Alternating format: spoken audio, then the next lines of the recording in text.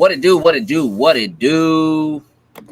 Snackers, Snack X is your boy Gage and Jokes here, live and direct to react to the Xbox Developer Direct. Mm-hmm. Jokes, I don't know if you've ever heard this. People are actually referring to this as the developer underscore direct. Like that is. Oh, actually, how it's written on the. Yeah. Like apparently that's canon or something like that. It's very interesting. So look, we should be getting started here in, I don't know, 6 or 7 minutes. Mm-hmm. The other day when we were doing Loading Snacks Weekly, we talked about some of our thoughts on, what we're expecting from the 4 studios that you can see here. Mm-hmm. Of the things that we know they're going to talk about. What do you think you're most excited for? I would say between Indiana Jones and Hellblade 2. Just honestly, the two of the longest ones that we've known about. Indiana Jones, we really haven't seen anything. Hellblade, we've gotten more video than anything else, just like in-engine of the game than anything. So I'm ready to actually see what it looks like with some actual gameplay that's in there for it.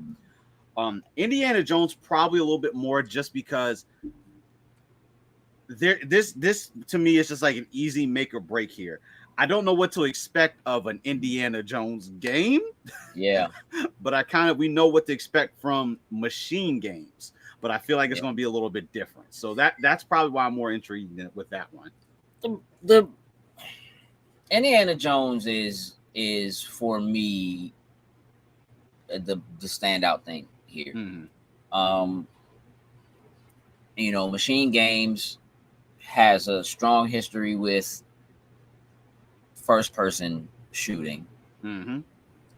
I imagine what I think of when I think of Indiana Jones. It's hard for me to not immediately think of the games that are clearly based on Indiana Jones, like your Tomb Raider, like your Uncharted, right? And what they've been able to do with those. And so it makes me a little not concerned, but I just think in my head when I think about an Indiana Jones game, if it's not one of those point and click adventures like they used to get on the PC back in the day, then to me, in my head, the only thing I can really imagine is something that's more like an Uncharted or a Tomb Raider, which we've seen already. You know what I mean? We've had that already. So because of that, I'm probably most intrigued about it. Not just that though, but also because Indiana Jones as an IP is a well-established and well-known IP, but I'm not real sure about the popularity of Indiana Jones, especially among gamers who game now and like the broad scope of gamers that exist, right? And so to kind of take an IP that has, in my opinion, a questionable following at best, where the last few movies have not been great for most people, right? But that there's a storied history there, that it is, Lucasfilm and so forth. When you take that kind of an IP, like a questionable IP, and you mix it with the idea of having maybe a questionable genre, right? I think an action adventure, third person with some shooting and some whip action, Pitfall, if you will, right? Would probably have the widest audience. Okay. As opposed to like a point and click adventure or something like that. But like, it just is an unknown quantity. And so there's a part of me that wants to see machine games do what we already know they do really, really well, which is action, first person, Nazi killing, whatever. And Indiana Jones is a good pick to fit the categories there. 1,000%, right? But then there's also a part of me that wants to see a company like Machine Games get an opportunity to stretch their legs and do something that they haven't done before, which is something that we have seen Microsoft with their vast myriads of dollars, right? Allow companies to do, to have a team within a team do something smaller like a Pentiment or a Ground, right? Where you have these teams that are known for doing these other things, and then they try something different, and it works. And I like the idea of there being enough money funneling into a studio for them to not have to be pigeonholed or tie themselves to getting extremely comfortable with doing just one thing. As a gamer, my entire life, my favorite studios, if you will, / publishers have always been the ones that did the most stuff. I loved Capcom for doing Street Fighter, and I know a lot of people knew them for Street Fighter and how big that was. Right. But I love Capcom for Mega Man, for Bionic Commando, for Resident Evil, for all the different kinds of things that they were doing and the studios they had doing that. And I love the idea of Microsoft having all these studios, but then also having enough money to funnel in ideas where teams can kind of say, we want to do something different than what we've been stuck doing for so long. And so I think that could be really cool. So that for me is the big one. It's the one that's sitting out there that I'm the most interested in, just seeing what they're doing. What are you doing? What kind of game is it? Is it even something I want to play? I'm not a huge Indiana Jones fan. I respect Indiana Jones. Not a huge Indiana Jones fan. I know what kind of games I like. I'm sure it'll be Game Pass, so I'm not really worried about whether. Hey, listen, I'm good. Game Pass. Let it go there. We're fine. God, I love you, Game Pass. I also think that of the games here, Indiana Jones is the one that could be questionable about whether or not we see it go to other platforms. Agreed. Do you think that anything we see today is going to be something that is going to other platforms, or do you think we'll see it announced today that it's going to other platforms? If anything, I feel like we'll just stick to it being Xbox here, Xbox PC here, and then maybe afterwards, if there's like a new trailer or something, it'll highlight the fact that hey, it's going to be on Xbox, PlayStation, Switch, whatever it may be. Indiana, just like you said, Indiana Jones just to me makes the most sense to be on multiple platforms. But you know what? I know we talk about the exclusive thing here and there, and that the consoles should have a couple of those titles that are exclusive. We got ourselves a timer countdown. Go. So I won't be upset if that happens. Let's go ahead and max that out. Yeah. I feel like at this point, I know we got a little action in the chat. Can you see the chat, Jokes? I can't. Let me see if I can get over there. I know y'all are out there. I appreciate y'all watching and hanging out with us. Andrew's there. Andrew says, hey there. Can't wait to watch with you all. The previews and surprises today. Appreciate that. Sam, who's stuck at work, says in the building from the trenches, out there working. We're finding a way to hang out with us. I appreciate that. I feel like we should kick this off with Indiana Jones. I feel like we should start with the one that I feel like they're gonna make us wait. Yeah. Let's see what they do though. I'm all in.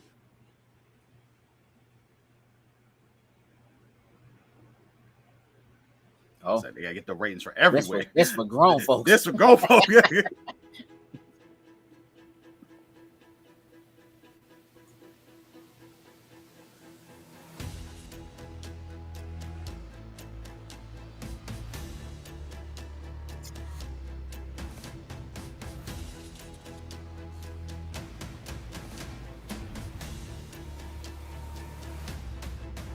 They got like the most epic trailer.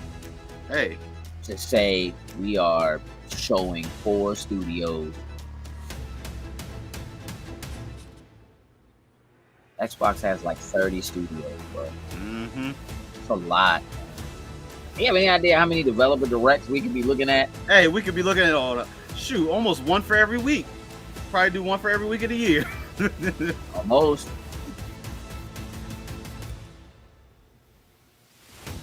You see the homie Todd Howard. Shout out Bethesda, the local developer _ direct. That'd be so funny though if they say it like Better hit the underscore. Gotta say it.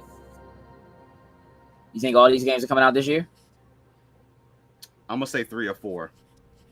3 of 4. Which, all right, so who are they all gonna get announced this year and something's gonna slip? That is a possibility, but I feel like at least 3 of the 4 of these are going to get dates for this year, even if it's like fall 2024 or whatever. Welcome to Obsidian Entertainment. Got it. We're starting with Obsidian. With you our upcoming fantasy action RPG, Avowed. Hey, listen, Avowed I'm amped for is an this. adventure into the heart of the living lands, a frontier at the edge of the known world, where you must put a stop to a mysterious spiritual plague. Somehow you always get the Israeli captions, bro. I was going to say, let's see if it'll. At Obsidian, we love creating Turn 'em worlds with deep themes, dynamic gameplay, and thoughtful reactivity. And Avowed is no different. Right.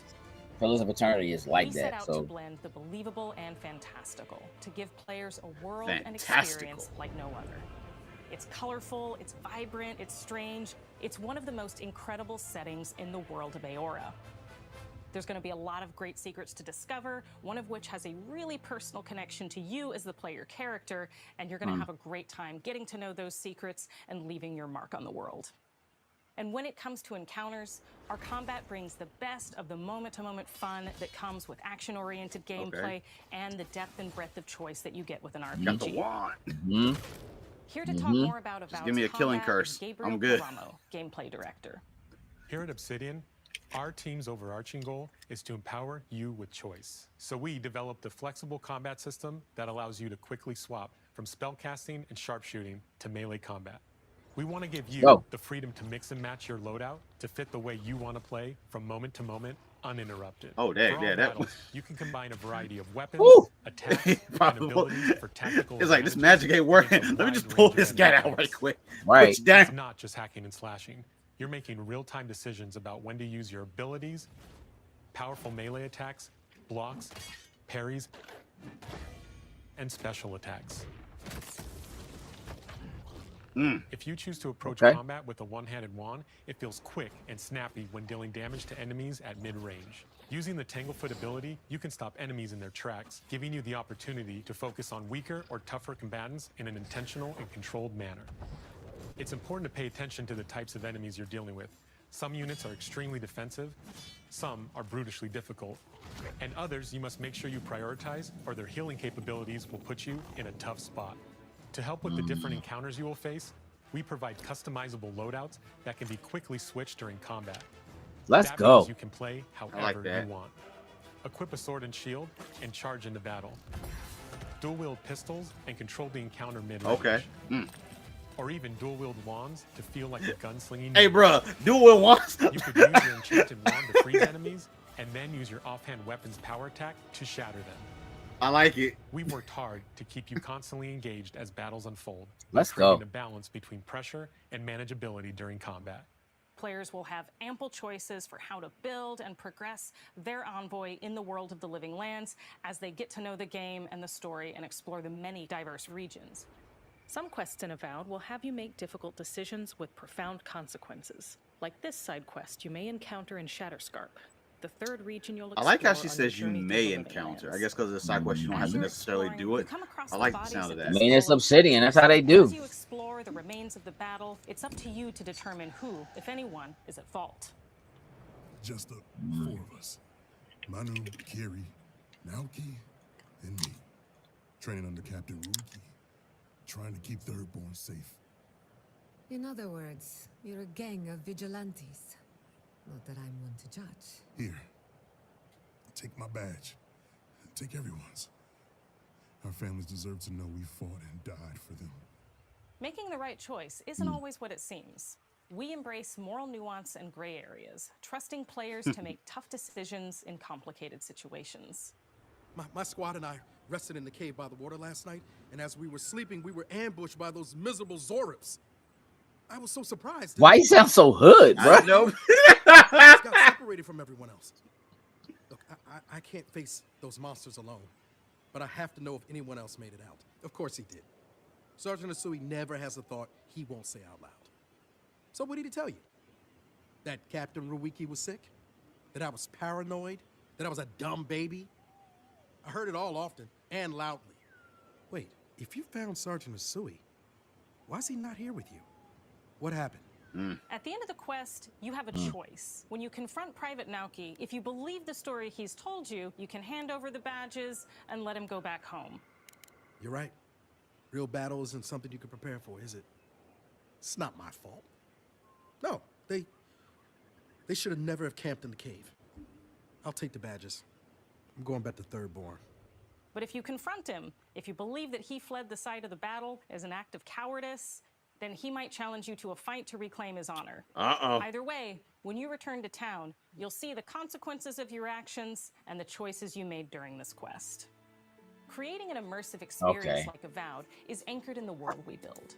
Art director Matt Hansen and the team have worked to create a unique, colorful, and dynamic visual style. I feel like this joint coming for Baldur's Gate's lunch. We wanted the Avowed setting to feel rich, weird, and wonderful.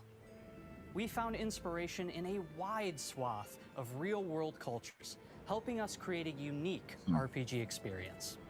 By contrasting the vibrant with the dull, or verdant spaces with sickly ones, we can better deliver complex emotional experiences. Can I wine and dine them joints is all I want to know. You can wine that dude if you want to, man. Dine that dude too. From luxuriant forests to volcanic wastes. I don't know. And each of those regions itself is a conflux of storied landscapes. All of the regions have a lot of special things associated with them, but I have a deep place in my heart for Shatterscarp. As you're wandering the wastes of Shatterscarp, you might notice off in the distance a vibrant jewel of color.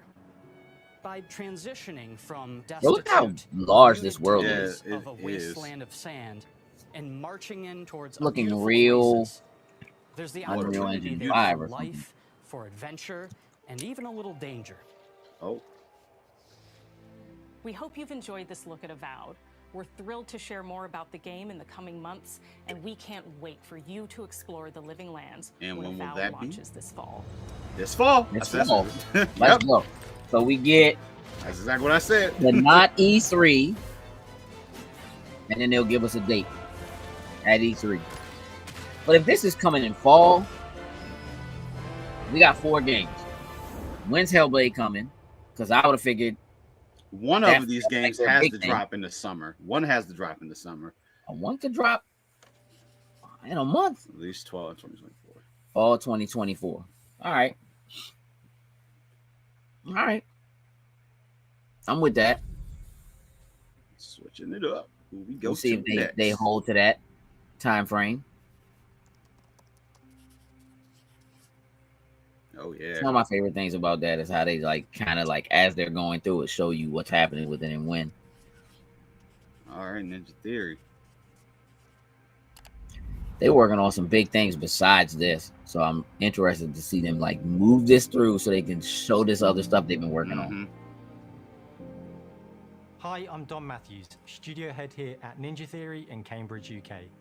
We're now in the final months of development on Senua's Saga Hellblade 2. Okay.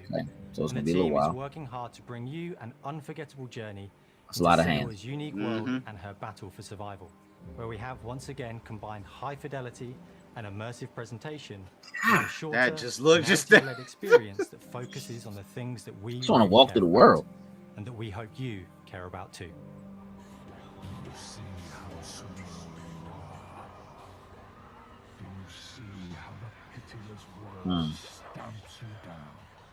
Tell you what, Senua bro. is back with a new quest. Hey, She Senua. wants to stop the Vikings who raided her village right at their source, in Iceland. But not just her quest has changed. Senua herself has grown since the first Hellblade. She's made peace with her past and is no longer in such fear of her visions and voices. While the Furies are still her constant companions, she encounters new people along the way, some of which will value her unique perspective, and others who will reject it. Little by little, this settlement became my tribe.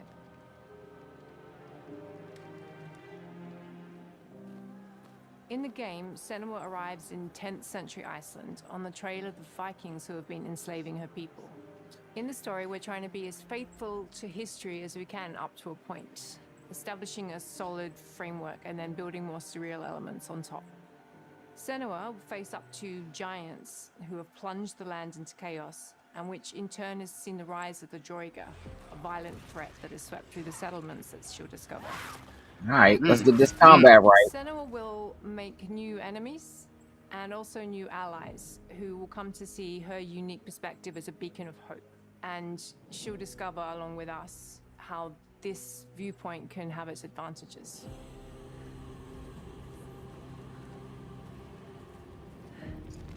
I'll tell you what, she walks like she's on business. Senua is a Celtic warrior who experiences psychosis, seeing things that other people don't, hearing voices, and having unique beliefs about the world around her.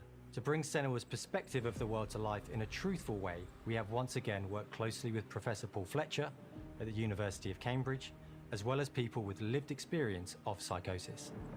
What does that mean? It's terrifying. Players will find themselves traversing beautiful and hostile environments, seeking answers from patterns and signs that Senua sees in her own unique way, and battling through encounters with enemies that will push Senua to her limits.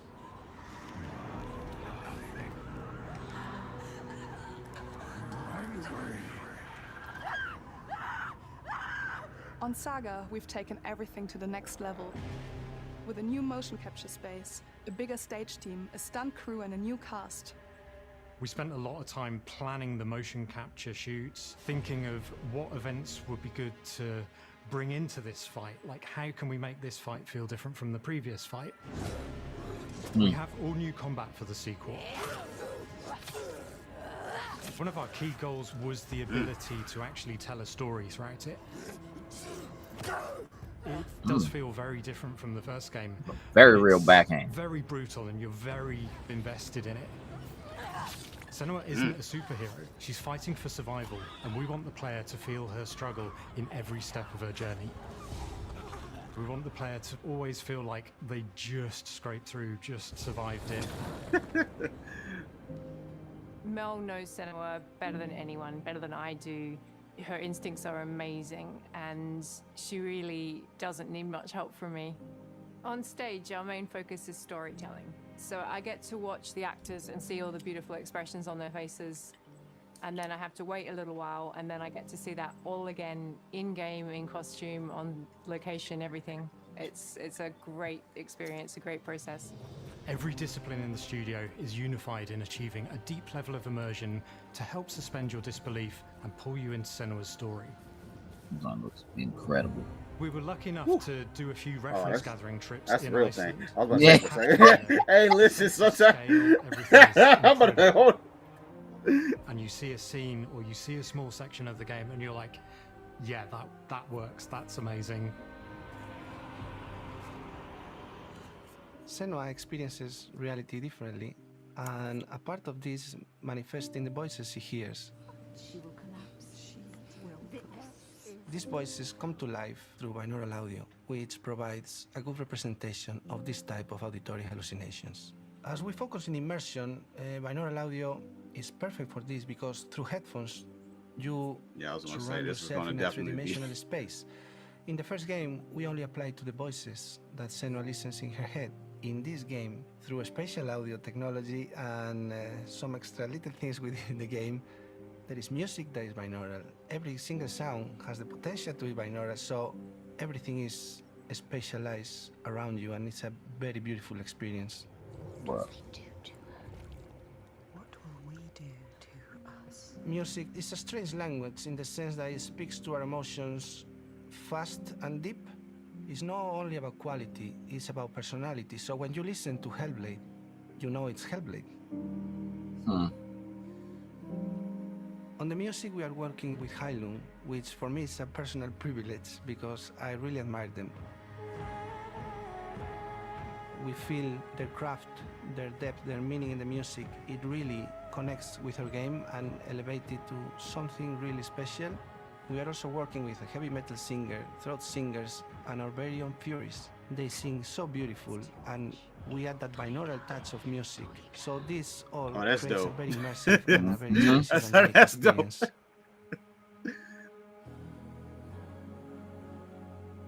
Our mission here at Ninja Theory is to craft life-changing art with game-changing tech. And that's our aim in Senua's Saga Hellblade 2, is to not only see where Senua goes next, but to deliver something really meaningful for our players. My hope is that they will really connect to Senua as a character, and even if they can't really relate to what she's going through, maybe they know someone that relates to that character and they can then understand that person better. Well, I don't want to sound cheesy, but in a way I'm Senua, right? She exists and doesn't. It exists through all of our work, through every ninja. So we all are Senua, and we are creating this character that grows and grows and grows and grows and keep My growing. man and said keep through every changing. ninja. So that makes it real. I'm so proud of the love, care, and passion our team here at Ninja Theory are putting into Senua's Saga Hellblade 2. Our hope is to not only create a game that is great to play, but to craft an experience that leaves you thinking and feeling. From our combat gameplay through to our action set pieces, from our cinematic scenes to our puzzle solving, everything is crafted in service of Senua's journey. A journey that you can embark on May 21st. Oh, that's not too bad. Date. Hey, we got a date. I'm gonna say what they added to the audio experience got me more excited for this. 100%. Like the first joint, the audio was like bananas. Hey, you know what I mean? Date. All right, May. So we'll go to Oxide from here. Oxide, dog. I told you got to say that Indiana for last, bro. Sneak Here we go. Throw an extra brick in there. Told you it was gonna be something. Said.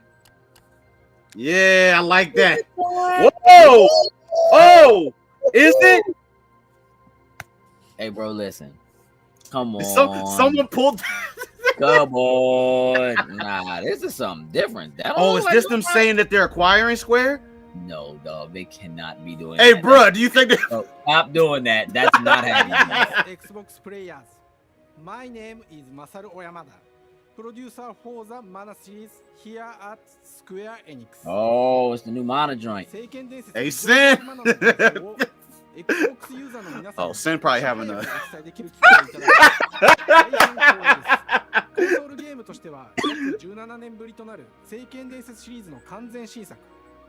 聖剣伝説シリーズは1991年にファイナルファンタジー外伝として誕生して以降、マナと聖剣をめぐって描かれる愛をテーマに、個性豊かなキャラクターたち、心に響く楽曲の数々、Yeah, we knew. I was like, there's no way. アクション RPG としてこれまでに17作発売され、長らく愛されてきました。And I've never played any of the Mana titles. Oh my goodness, bro. 歴史あるシリーズの最新作となるため、これまで培われてきた聖剣伝説としての世界をしっかり感じられるものを目指して鋭意制作中です。フィールドでは自然や精霊とのつながりを感じられる色彩豊かな聖剣伝説の世界を体験してもらえると思います。シリーズおなじみのモンスターたちも本作に登場しています。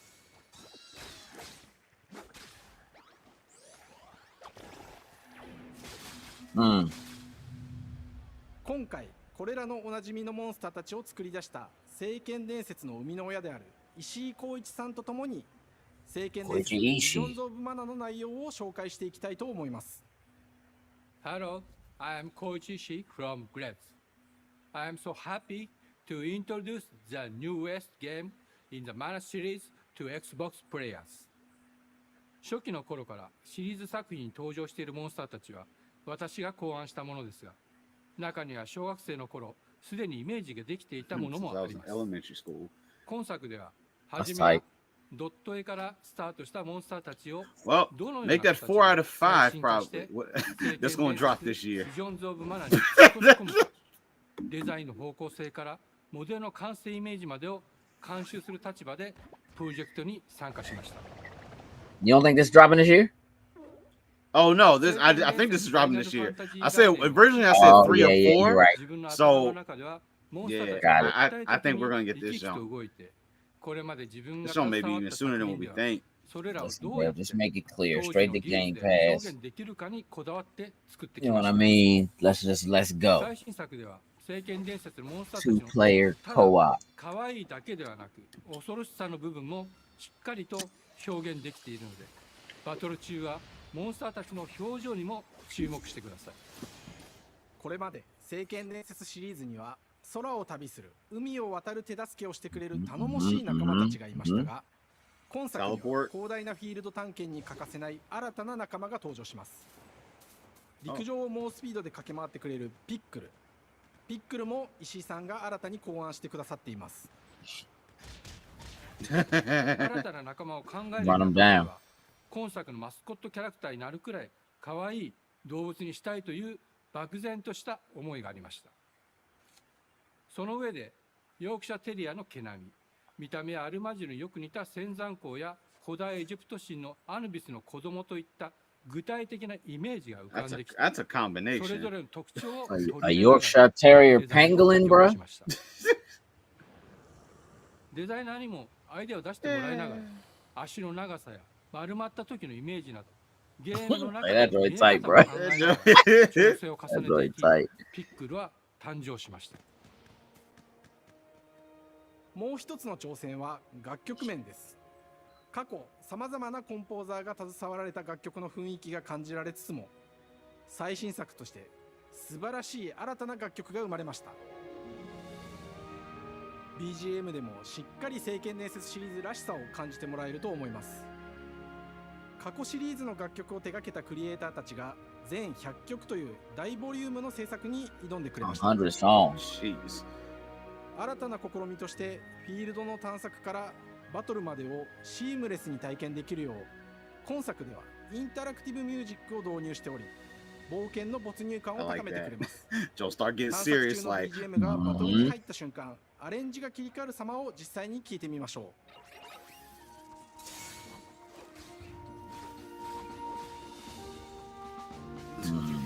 Homie stood no chance. Snares kicked in. Like, let's go to war. 今作はアクション RPG 聖剣伝説のアクション部分が強化されています。空中でのアクションがバトルの鍵となっており、武器での攻撃だけでなく魔法での攻撃も可能になっています。Let's go. そして本作ならではの特徴として、聖剣伝説シリーズではおなじみの精霊たちがいますが、その力を宿した武器を使うとバトルを手助けしてくれるようになります。精霊によっては様々な特性の違いがありますので、その効果とともに聖剣伝説の世界らしい不思議な力で爽快なバトルを楽しんでいただけます。I'm gonna tell you right now. You know, I got this joint running on the TV too. And this joint is not even coming close to what it looked like on the TV. Oh, I believe that. Say this don't come out like March. Like make this joint like. 私自身もプレイするのを楽しみにしています。聖剣伝説シリーズとして初めて Xbox ユーザーの皆さんに What about some of the older titles too? 聖剣伝説ビジョンズ・オブ・マナは今後も様々な they're not ready. Yeah, they're not ready yet. ぜひご期待ください。この夏、この忘れられない冒険 No, this summer. Xbox ユーザーの皆さんに楽しんでいただける日が今から待ちきれません。Summer, not bad. Wait, Sensei, give me a date, please. Hey, listen, summer not bad. Hey, Sin, that may be birthday. This may be in the birthday area. That's true, but I'm thinking August. I'm thinking nice. August. I like that little sneak attack. That was a nice little sneak attack right there. So now I'm like that one little area right there. It looks like I feel like there should be a sixth one now. I feel like we need to even things out a little bit. I like it. Five is even for a direct. Even odd number. Because this is the joint for the lowest number of players. With our decades of personal experience building some of the most beloved strategy games of all time, like Civilization V. We came together to create something new and innovative in a genre we all love. That looks good, though. I mean, again, like, I'm not tripping. Like, Xbox doesn't own Oxide, right? So Aura is an homage. This would be the first thing that doesn't have that. 4X gamers. It features all the depth and gameplay fans of this genre love, where you'll explore the world, expand your nation, govern your people, and engage with your rivals on the international stage. But it isn't just more of the same. With Aura, we wanted to challenge some of the preconceived notions about the genre, push it forward in a modern, empowering, and truly compelling and approachable way. For example, we have over 100 instruments on display in the I heard office, walking with the which whole are- oboe on her shoulder, bro. in order to That's how you come in add the to morning, oboe in the soundtrack hand, coffee in the other. Right, right. Expand the game and make it really good. Hey, bruh, we were recording. My bad. We trying to shoot something. Like, I just want to drink. Dan, we started in his basement. Oh, all right. You better That let was him. amazing. You better That let works. him have it. Concept to completion. We started small, building a robust game engine, questioning our design assumptions, and prototyping out features, rediscovering what made us fall in love with strategy games in the first place. The end result is Aura, the historical grand strategy game that presents a living world where you can rule how you want to rule and chart your own path to becoming the most prestigious nation on the planet. For Aura, we knew we needed deep systems with outcomes that encourage exploration and give players the power to experiment and make meaningful strategic choices while still having agency over their playstyle. We also wanted to explore more in different parts of history and give players from around the world the chance to see the game reflect their unique perspective and not just ours. And finally, we knew that for players to feel the impact of their decisions, He has high they needed hair, to bro. see their choices reflected in the game world itself, not just through numbers on a menu. One of the first differences you'll see when you dive into Aura is What we ever call done aside. it's a procedurally Listen. generated Hey, alternate listen. Earth. They said the way you want to. Intuitive, authentic, and immersive space, a blank canvas for players to paint the society of their dreams. The living world isn't just a map. It reflects the choices players make over the course of the game. They can see everything from the settling of the wilderness to cultural influence on architecture over time to the thousands of citizens living their lives and reacting to the changes. We want players to feel like they're truly occupying the world, leading their people as they thrive and grow. Core to the vision of Aura is our philosophy of rule how you want to rule. And no feature better exemplifies this than the prestige system. To win a game of Aura, players will compete with their rivals to build the most influential, impressive, and important nation the world has ever known. This is measured by prestige, the player's score that proves their worth as a leader. The prestige system gives players the chance to decide what kind of leader they want to be. All right, look. Do they want to pursue great works of arts and culture? I was interested in Military this. might, Mm-hmm. scientific That was a advancement? lot of The stuff choice on is screen. theirs. There was a lot of In Mech Aura, there are Warrior. no They got set Gundams in this jump? Players get to decide Hey. what is most important to them and Well, focus I already know how I'm and building my. prioritize on those goals while still being able to win the game. Personally, when I play Aura, I like to build triumphs. Triumphs are our collection of incredible monuments and architectural achievements from throughout human history. Like the Great Pyramid of Giza. They're hard to build, but worth it, giving huge prestige bonuses and game-changing abilities to the nation that constructs them. Another aspect of Aura that I'm personally excited about is our crafting system. The crafting system offers a unique challenge to the player that they generally won't see often in the 4X. There's a lot happening on the left and right sides of those screens. Doing the right things, turning them into the tools that you need, and then finally getting to the outcome or reward of something like an important improvement or triumph just changes the challenge that exists in Aura compared to other 4X games. Crafting plays out in Aura at a national scale, with players honing and combining the natural resources they harvest into all manner of goods and components. Those are the foundation for everything, from international trade to improving their cities and citizens' lives, and even manufacturing the weapons necessary to draft military units. The crafting system in Aura encourages thoughtful, advanced planning. It rewards players who can see the strategic outcome of all their collective decisions, and not just the individual ones. I'm proud of the work that's gone into our simultaneous turn system.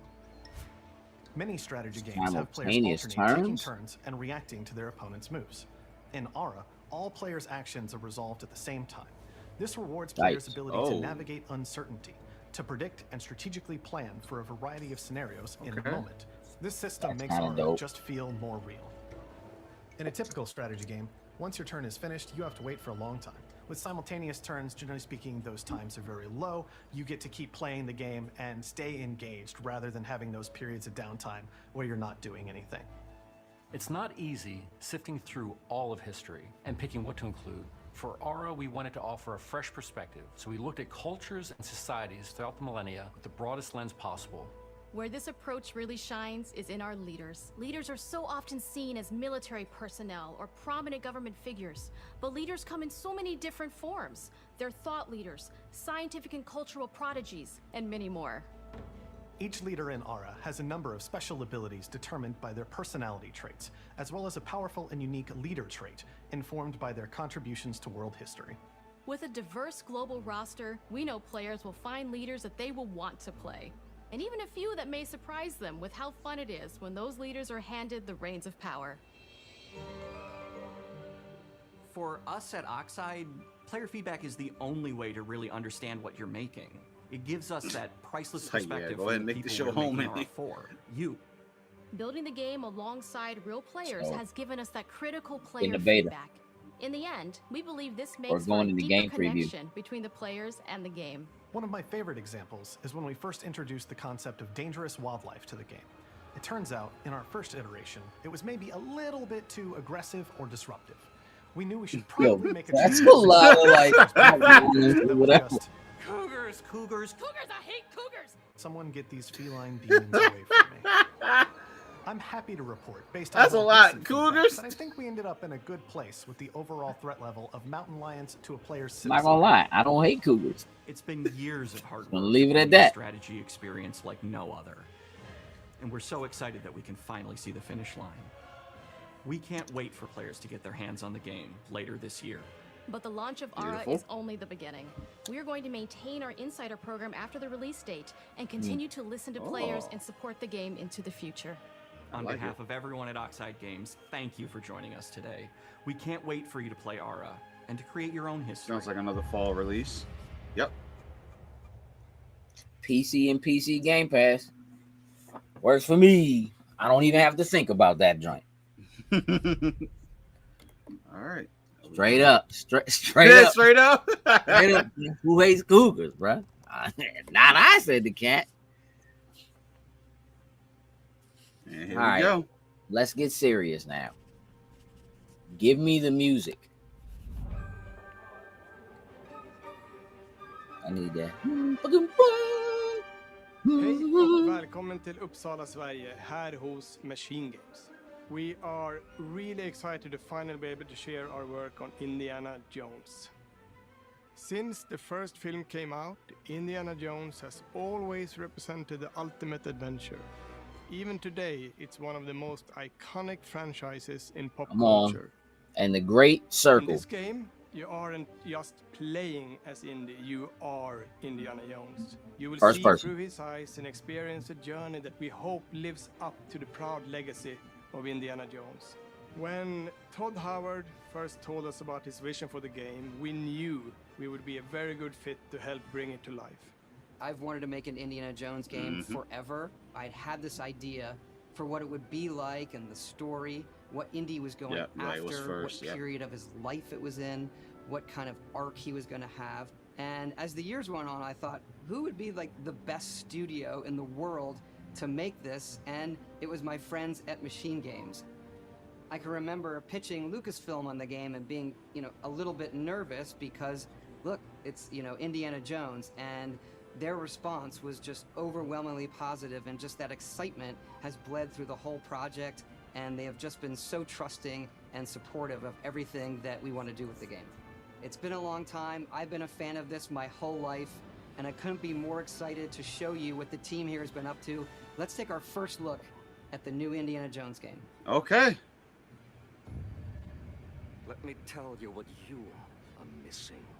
Now the question, do they actually have Harrison Ford doing something for the game? While you Come were on. playing your pointless game, I was playing you.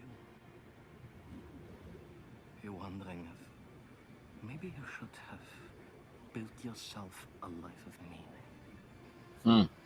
Instead of ending They up cussing here, me. dead and forgotten in the sands of Africa. Yeah. I was about to say, dude, you getting too close. Like,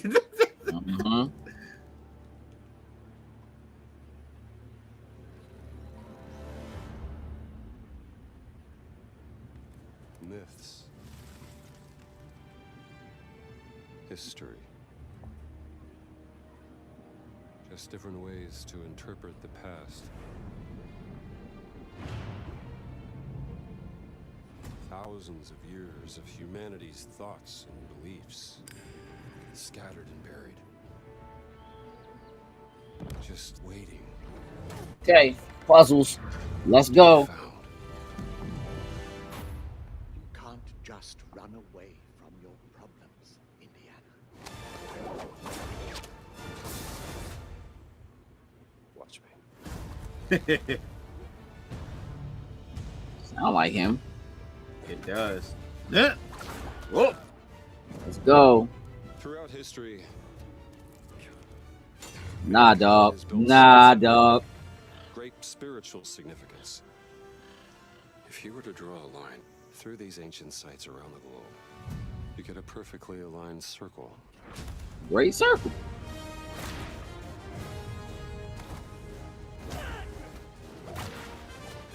Get over here. Hey, dog. He put hands on Hey, Slim. brother. Woo! A walk in the park. Okay, then. Let's see if you can keep up. What do you mean if I can keep up? This doesn't sound like him to me, It dog. sounds like.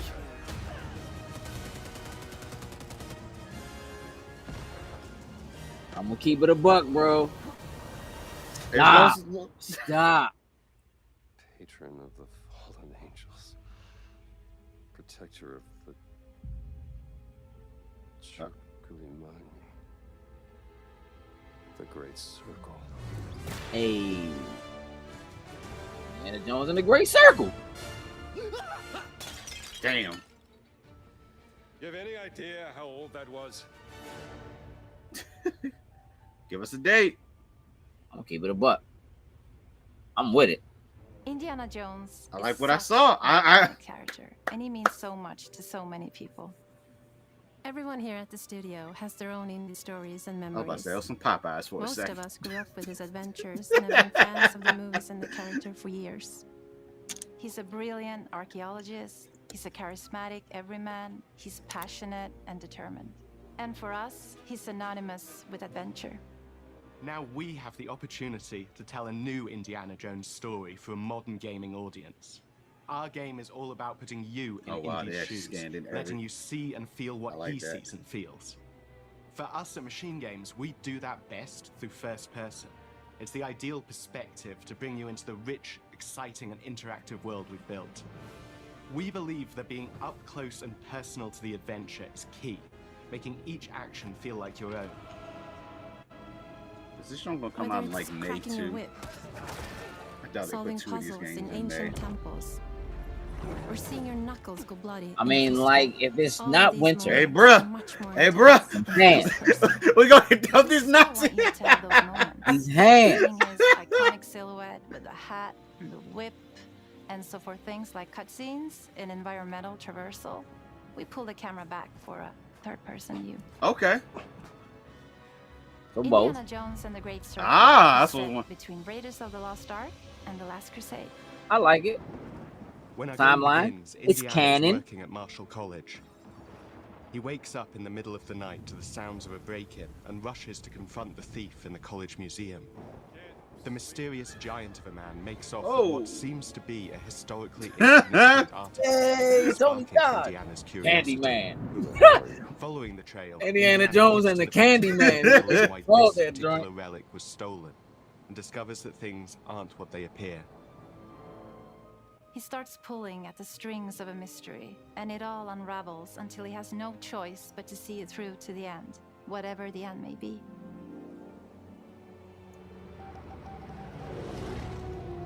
On next plane to Rome. Stop. Need help. Stop. Meet me in Vatican. Stop. Indy.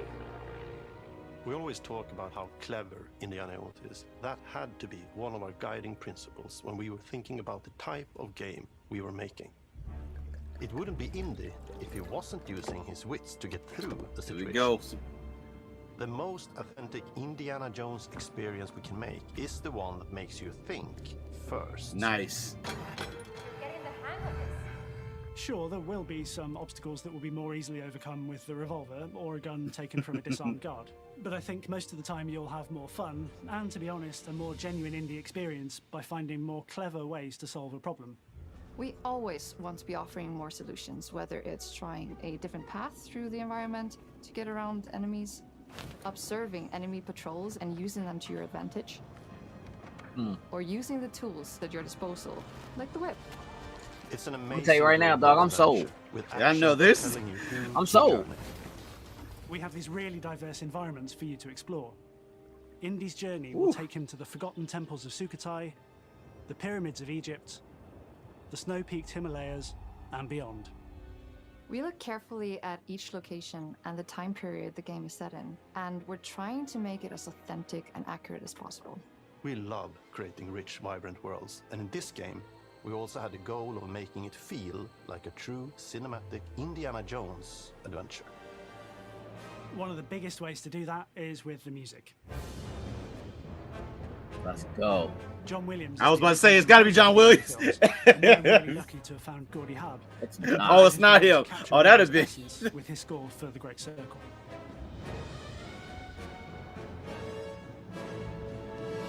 We also take a very movie-like approach to things like cinematics. We're very physical with our production style. We use a lot of stunt actors. Things like this help us bridge the gap between making a game and making a movie. And of course, our characters do a lot to help bring the world to life as well. Next to Indy, Gina is our other main protagonist. Where Indy is pursuing answers just for the sake of curiosity, Gina has a personal stake in getting to the bottom of the core mystery. Watching this Gina Indiana Jones game come to life. Has a lot riding on this adventure. Finally. She's been tracking a lead for some time, and now she's found an ally in this determined American professor. Their paths are intertwined, and they'll need each other in order to get to the bottom of this mystery. Okay, then. Let's see if we can keep up. Fine. What do you mean if I can keep up? We always love our villains and think we might have found our favorite one yet in Emmerich Voss. He's this intensely psychological man. He's obsessed with the human mind and manipulating it. He's highly intelligent and the perfect foil for Indy. They're both brilliant people, compelled by their passions and obsessions, but driven down wildly different roads. He creeps up on you and gets under your skin like he gets under in the Clearly, skin. Indy already It's broke his nose captivating. before this show. Yeah. Indy definitely did that to him once. One of our mottos for Indiana Jones and the Great Circle is adventure first. But in every indie adventure, there are always those moments where he finds himself in the action. That's been one of those balancing acts for us, and we've ended up with this sort of hybrid experience that mixes melee combat, stealth, and gunplay. How you approach any given situation is up to you. Wow. You sneak around an enemy patrol, or maybe you'll just pick up a shovel and whack them on the back of their head. And when you can't use your wits, you got Indy's most iconic tool. Just like you see in the movies, one of our goals has been to make the whip as fun and multi-purposed as possible. We want it integrated into every aspect of the game. Hey, bro, imagine getting asked, yes, we want to test this whip out in real life right quick so we can. I'm just going to yoink you up one good time. And yes, you can absolutely use it in combat. Everything you'd expect from Indy's whip, and hopefully a little bit more. Puzzles are a key feature in our game. The spirit of discovery is so important to Indiana Jones. Obviously, there are a handful of puzzles on the map, but Andy said, I can't wait. My question is, will he run into BJ Blazkowicz? Hey, listen, I said that, and I'm like, yo, if they made BJ canon to Indiana Jones, that would be crazy. One thing I love about our game is the level of interactivity that we have. We have this world of mystery where anything could potentially hide a secret. The more you look, the more you'll discover.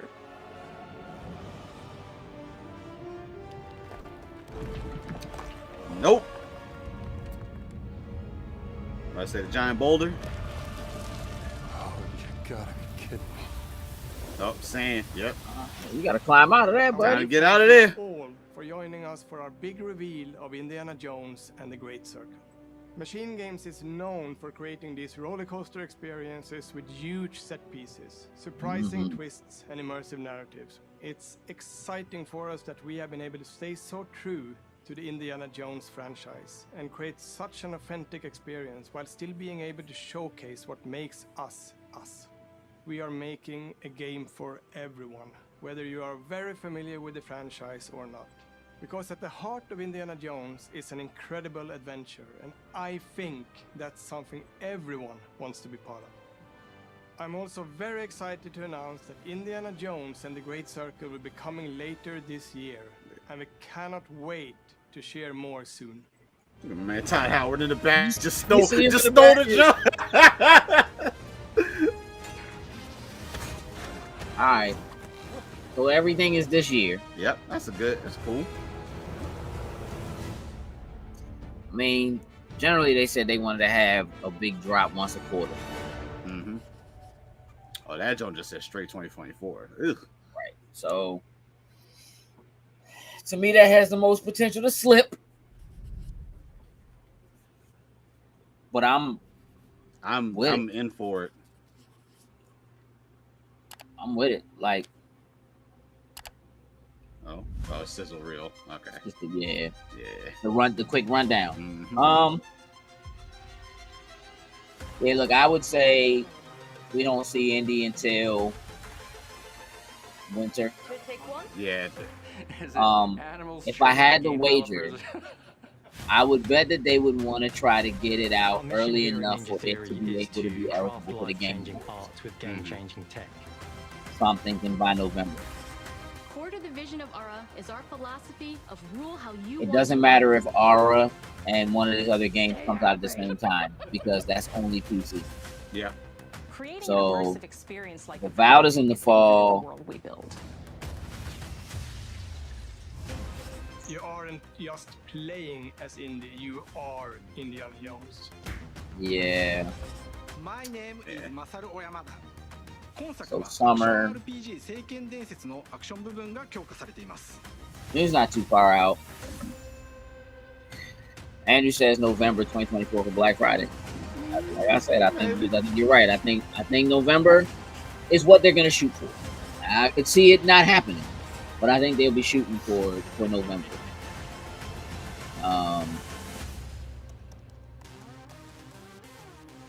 We got Senua in May. That's the only solid date we have. Mm-hmm.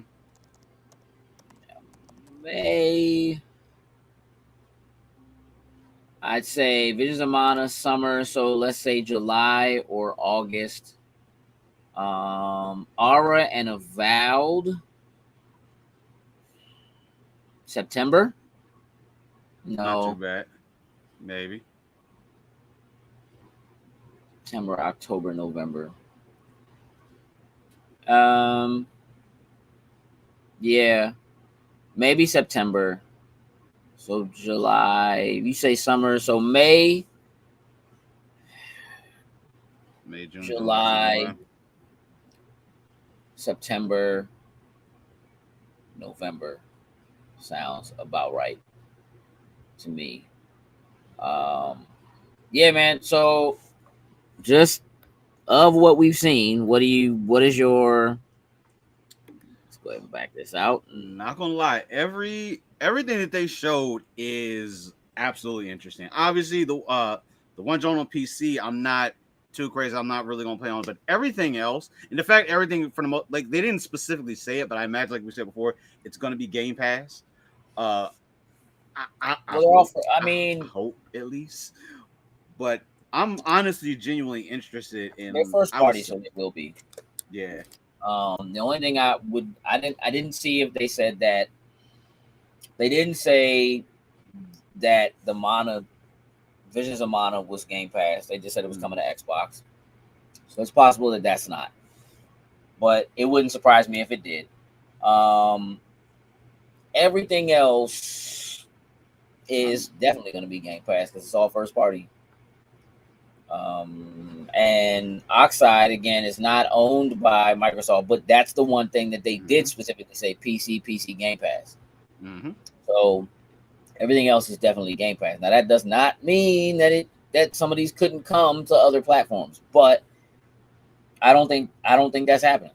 I think all of these are going to be exclusives. I think they're going to use these to draw people into Game Pass, to get people on the platform, to give people reasons to buy an Xbox, or at least to be in Game Pass to be able to run these games on your Samsung TV or whatever. I'd imagine that we didn't really hear anything at CES over this past week, but I'd imagine that by summertime, Microsoft is announcing either partnerships with other television manufacturers where they're going to have Game Pass built directly into other TVs or something like it. Or, it's been a long time since we've talked about it, but I still think that there's a possibility of some sort of a streaming stick or a Game Pass, something that just plugs into the back of your TV, some sort of a set-top box that isn't a full-on console, but does give you access to Game Pass and allow you. Yeah. And I would say, look, the reality of it is, I think if they're smart, they partner with like Roku to rival what Apple has in Apple TV. Because Rokus do have games, built into them. But if you can get Game Pass into Roku and then make that into something that goes on the TV or something like that, or there are Roku TVs themselves, TVs that have Roku built into them. If there's a separate box, or if they can get it added, and all you have to do is add a controller, as long as the latency is decent, I think that could still be in the plan. Of these, man, Avowed is probably. Hey, listen, dual wield wands. That just sounds crazy in this, but start with the wand and then come out with your pistol or whatever. I just love your sword, hey, or listen, a shield and a wand. Probably like fluid. Avowed looks dope. I'm excited about that and about seeing what they do with it, what direction they head with it, where it goes. Indiana Jones, man, they did it. I'm like, yep, we've been waiting, and it's like, I was so concerned. What are they gonna do? How's it gonna be? We know Machine Games does first person. If you do that and you do indie, you gotta do the whip. It looks like they got it, bro. It looks like Harrison. It sounds like Harrison. They didn't say it. If it's not him, kudos to whoever's doing that voice. 100%. I feel like that'll come out a little more, maybe further down the road. We'll get some information on that, because obviously that's going to be a question that's going to come up over and over and over again. Definitely. As a whole, man, what do you think about the direct? Solid. As much as we didn't, like, with the exception of one, we didn't get all solid dates, but at least everything is this year. I think that's a win right there, because they could have easily said 2025, 2025, 2025, but we're getting all these this year. So there's always a chance that, like you said, one may end up slipping into 2025. But if 4 of these come out this year without issues, I think that's a solid win. And they all look great. I mean, Xbox has partnerships with third parties to have some exclusive titles, finally coming out. Like Stalker 2 finally got a date, like earlier this week. Which has been pushed back multiple times. But again, you understand with the war in Ukraine, and a lot of those developers who were working on that game were literally soldiers fighting in that war and had to move and so forth in order to get that game done. So that looks like it's going to be incredible too. And to have a third-party deal that is also an exclusive title that is coming, that could be, again, I think the date is still early. I think it was like March or May.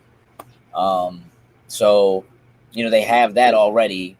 Then to have a solid date for Senua's Saga in May 21st, that gives us our first really solid look at something that is an exclusive, but starts the year off. And if that's how you're starting the year, solid. I agree. So just seeing something interesting. I'm trying to see if that is true. I just saw a post just go up about Hellblade 2, that apparently it's going to be a digital only title. How's that? I mean, not as surprising. Like, I guess the push, we know eventually the shift to digital. We've been talking about the shift to digital for ages now, and yeah, it's one time like one of these gaming companies to finally just actually say, hey, you can only download this game. So it's not the first time it's happened, but you know, I think the only reason why I feel like that's really news is because of we did not talk about it on Weekly, but the relatively controversial comments that came from the Ubisoft head of subscriptions, who basically said gamers need to get used to not owning their games. And that has caused a lot of people to just go into panic mode. And I'm like, yo, seriously? Like, you could have said that. There was a much better way that you could have said. I mean, here's the thing. I'll be honest, I don't think that the way that he said it was wrong.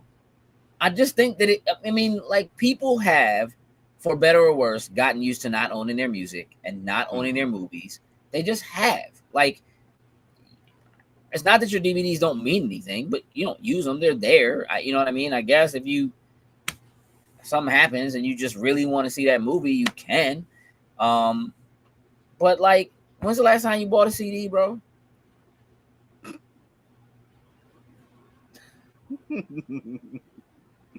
Like, people are buying albums, you know what I mean? Like, right. Digital has become such a thing, and the idea and the thought of ownership over buying music and having it and owning your copy of it, because you don't own the music. You don't own the music. Right. You know what I mean? Buying your copy of it, so you can listen to it when you want to, has actually made albums incredible. Troy Baker is going to be doing Indiana Jones. Makes sense. Mm-hmm. Makes sense. And I heard a rumor that there was like a big game that he was supposed to be a part of or something like that he couldn't wait to say, you know, what he was doing, but everybody thought it was something else. So that's cool. Yeah, I mean, look, I don't know, bro. Like, again, convenience is a big deal to people. And like, Best Buy's like, yeah, we're not even what CD section, what video game section, what movie section. Like, it's not a thing anymore. And not at all. You know, you have access to so much more just by streaming in one way or another. And it is interesting, the difference between what Game Pass is and what every other service is, in that Game Pass is the only service that actually does allow you to still go in and purchase the games if you want to. But you still are really just purchasing a license to play it as long as it's available on the servers, or, you know what I'm saying, whatever it is, because you don't have a physical copy of it. Now, should they come up with a way where if you made that purchase and you have a license, you can burn it to something, you know what I mean, or something like that? I think that's maybe the next step in order to help people feel like that thing is protected. But like, if you got Netflix, you don't own none of that. You got Disney Plus, you don't own none of that. You know what I mean? Like, it just, that's what it is. So, Spotify, Apple, like, even for real, Apple with the App Store, with people don't spend that 99 cents to buy a song anymore. And when they did, they didn't own a physical version of it. Though, for a long time when you did that, you could burn a copy of it. Right? So now you don't have that. And I think that's the difference. So, you know, look, maybe they put a burner in the next console. That would be crazy. You know they're gonna hack the crap out of that immediately. God, don't. Andrew says Troy Baker replacing these Star Wars actors in a lot of things. First Hamill in Arkham Origins, and now Ford in this. I mean, hey, he's solid. He's around and they're aging out. You know what I mean? Like, that's, you know, it is what it is. Troy is the voice actor of choice amongst video games. Him and Nolan North, they the ones. So, yeah, look, overall, super solid direct. I'm excited about everything. And you know what? Including Aura. Like, I'm not going to play it, but it looks dope. And it looks like it's going to be really great for the people who are really into them. And I'm not going to say I haven't played those kinds of games or whatever. I don't have time for that. Oh yeah, that extra. I come home from work. I want to sit down and whip someone. I don't want to build. I'm not saying it's not like if I was going to do that though, like I would jump on like City Skylines or something like that, right? And, whatever. But yeah, I definitely got all kinds of in the Sim City at one point. So like, I'm not knocking it at all. I do like that kind of game, but like, I just don't have that kind of like patience anymore and time. But everything else they showed, I'm like, day one, I'm trying to get down. Let's go. I just need to know co-op. That's it.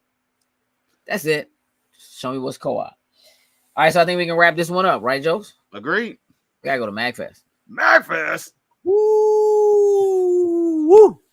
I'm amped. All right, y'all. I want to thank everybody for hanging out, tuning in. We back next week. Look for some MagFest content across our socials throughout the weekend. Maybe a little something special tomorrow night, early Saturday morning. We're gonna talk about that in a minute, and we'll see y'all Monday evening for Ready to Rumble discussion. Right? And then we'll see you Tuesday for Low Snacks Weekly. Andrew says, stay safe in the snow. We are going to absolutely. I will bring my trusty snowball gun with me. It's the best way to stay safe in the snow. Listen, everyone have a wonderful, wonderful weekend. See y'all next week. We're out. Toodles and Loos.